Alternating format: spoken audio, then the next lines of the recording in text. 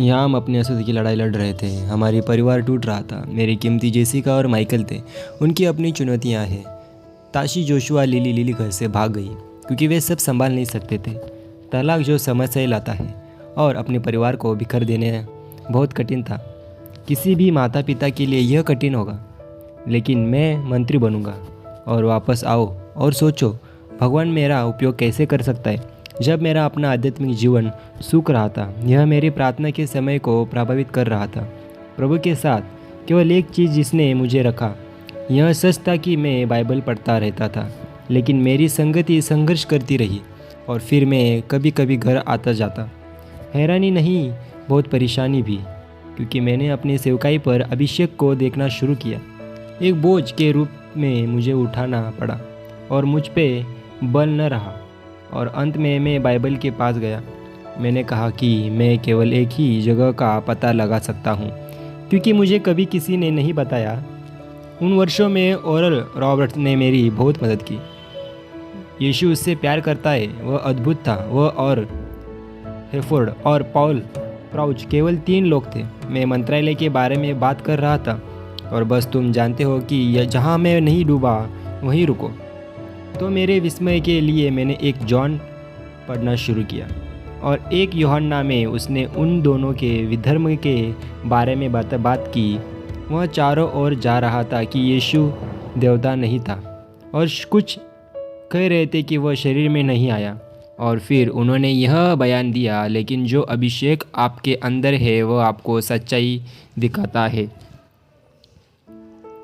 और तुम्हारा अभिषेक झूठ नहीं है। दूसरों शब्दों में, कोई धोखा नहीं है, और वह अभिषेक आपको सब कुछ सिखाएगा।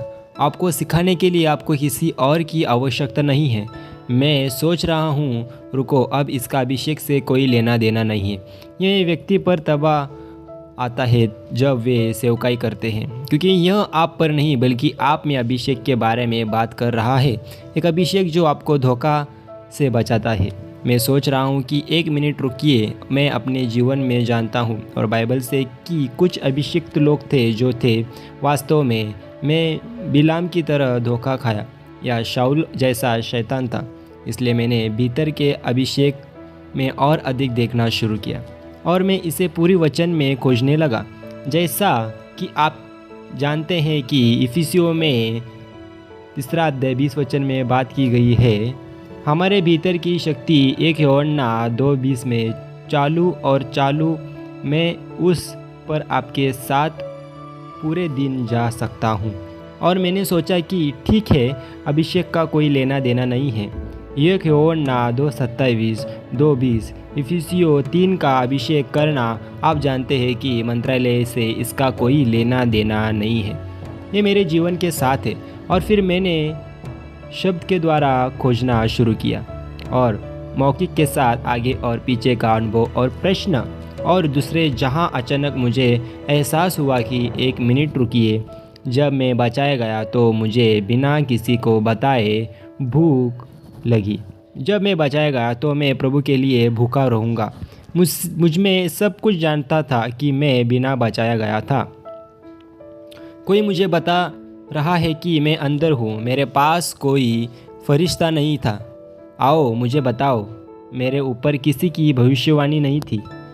और जब मुझ में सब कुछ सहज लिया गया, यीशु से प्रेम करना चाहता था जिसे मैंने कभी देखा नहीं था। और फिर मैंने कहा, हाँ, यह बात है, और वह है जहाँ यात्रा शुरू हुई। और परमेश्वर ने तुम्हारी शादी को बहाल कर दिया। हमारी शादी को पूरी तरह से बहाल कर दिया। क्या यह उसी समय के आसपास था? शादी को 3 साल बाद बहाल कर दिया गया था, लेकिन वे 3 साल एक में जाने जैसा था। होली गोस्ट स्कूल, और मुझे नहीं पता था कि मैं स्कूल में था। लेकिन फिर एक दिन ओरल ने मुझे जवाब दिया जिसने मेरी दुनिया बदल दी। मैं सोच रहा था, और आप जानते हैं कि वह और मैं बात करेंगे, कभी कभी सप्ताह में 1 बार, कभी कभी सप्ताह में 2 बार, क्योंकि वह मेरा करीबी पड़ोसी था। वह मुझसे दूर नहीं रहता था, लेकिन मैं उसे महीने में कम से कम 2 बार ज़रूर देखता था, या महीने में 3 बार। और एक दिन मैंने कहा, और मैं उसके साथ घंटों बैठा रहता। मैंने कहा डॉक्टर, मैंने उससे डॉक्टर कहा। मैंने कहा यीशु किसी का उपयोग कैसे कर सकता है, और मैं किसी ऐसे बारे में सोच रहा था जिसे मैं जानता था। मैंने कहा था ईश्वर किसी को इतना शक्तिशाली कैसे इस्तेमाल कर सकता है। और फिर वह आदमी जाकर एक औरत के साथ जो जाता है लेरिक, और उसने मुझे देखा। उसने कहा अभिषेक बेनी, तुम फिर से कहो अभिषेक। मैंने कहा अभिषेक का क्या मतलब है, और वह मुझे समझाने लगा। अभिषेक जो एक व्यक्ति पर आता है। उन्होंने कहा क्या आपने देखा है कि कैसे जब वह आदमी मंत्रालय के लिए अभिषेक किया जाता है वह बहुत तीव्र हो जाता है। हाँ, भावनात्मक, हाँ, समझदार, हाँ। उन्होंने कहा वह अभिषेक सब कुछ हिला देता है, यह केवल शरीर और भावनाओं को प्रभावित करता है। मैंने कहा मुझे बताओ कि समझाओ। तो उसने कहा अच्छा, अभिषेक जो लोगों पर आता है उनकी आत्मा को बिल्कुल प्रभावित नहीं करता है। और फिर यह एक बड़ी पहेली की तरह एक साथ आने लगा। आप बनना जानते हैं, क्योंकि अब मैंने कहा ठीक है कि बीच एक अंतर है आपके अंदर का जिसका इसमें कोई लेना देना नहीं है, वह जो आप पर आता है, लेकिन आप पर एक है जिसका आपके भीतर के व्यक्ति से कोई लेना देना नहीं है, और जो तुम्हारे ऊपर है वह तुम्हारे भीतर ले जाता है। इसके बारे में सोचो, आप में एक स्तंभ, मजबूत स्तंभ है, आपके ऊपर एक बड़ी टोकरी। आप में अभिषेक परमेश्वर के लिए आपकी भूख पर निर्भर है। आप पर अभिषेक भूख पर निर्भर है, उपहार के लिए लोगों की।